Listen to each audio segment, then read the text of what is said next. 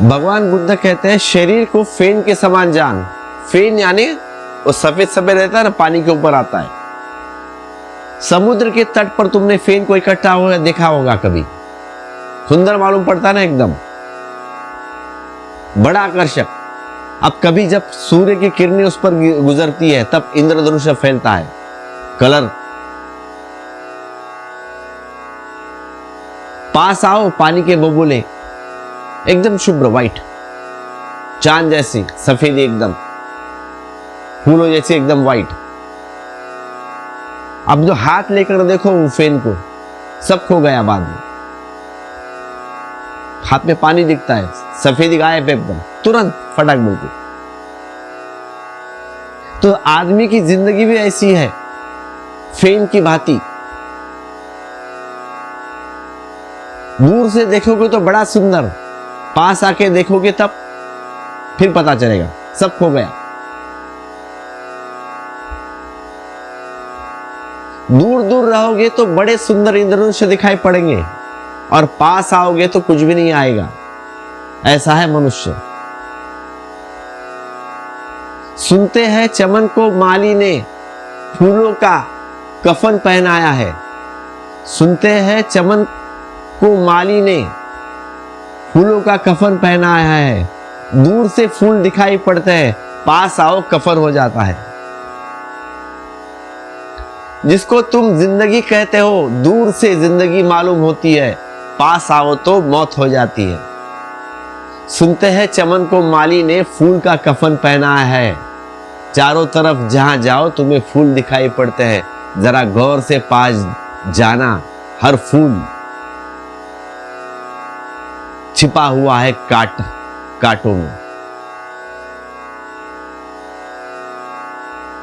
हर फूल चुभेगा, हाँ दूर से देखते रहो, भ्रांति बनी रहती है, पास जाने से भ्रांतियां टूट जाती है। दूर के ढोल सुहाने, सुना होगा ना आपने ये कहावत, दूर के ढोल सुहाने। ऐसा ही मालूम होता है, दूर से सभी सुंदर लगते हैं।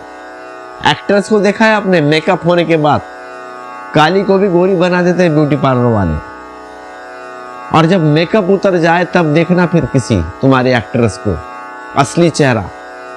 दूर के ढोल सुहाने। तुमने कभी ख्याल किया है, दिन में चीजें उतनी सुंदर दिखाई नहीं मालूम पड़ती जितनी चांदनी की रात में मालूम पड़ती है।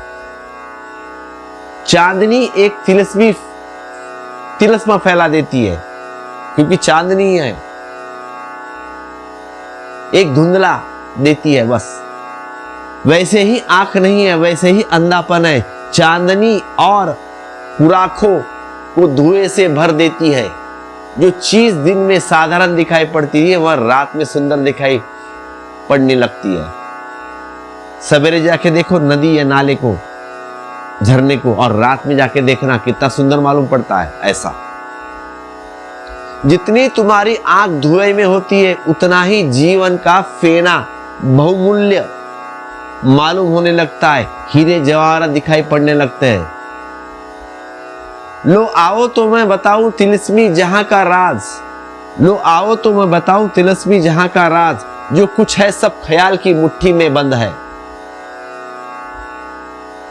जितने दूर रहे हो उतना ही वस्तुओं से संपर्क नहीं होता, सिर्फ ख्यालों से संपर्क होता है।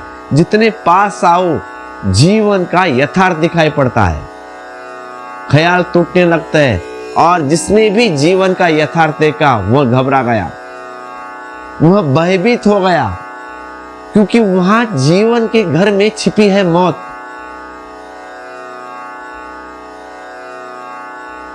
जीवन के घर में छिपी है मौत पाई, फूल में छिपी कांटे पाए।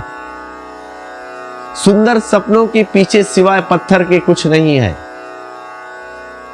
पानी का झाग था कि मरुस्थल में देख गए जल के झरने थे। दूसरे बड़े मनमोहक थे, पास आकर थे ही नहीं। और यह सभी को अनुभव होता है, लेकिन फिर भी तुम न मालूम किसका इंतजार कर रहे हो।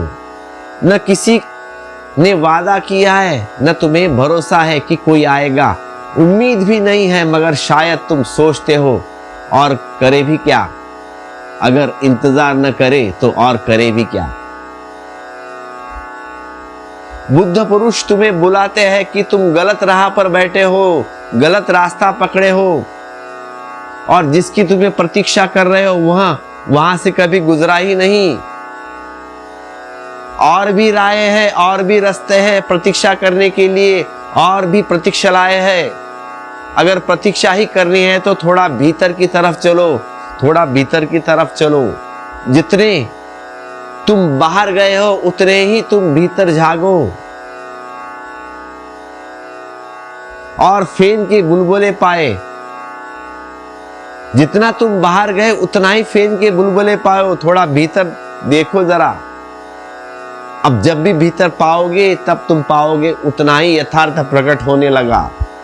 जितने तुम भीतर आओगे उतना ही सत्य, जितना भीतर आए उतना ही सत्य, जितना तुम बाहर जाओगे उतना असत्य। जिस दिन तुमने बिल्कुल अपने केंद्र पर खड़े हो जाओगे उस दिन सत्य अपने पूरे राज खोल देगा। उस दिन सारे पर्दे, सारे घूंघट उड़ गए। इस शरीर को फेन के समान जान और इसकी मरीचिका के समान प्रकृति को पहचान। मार पुष्कजाल को काट।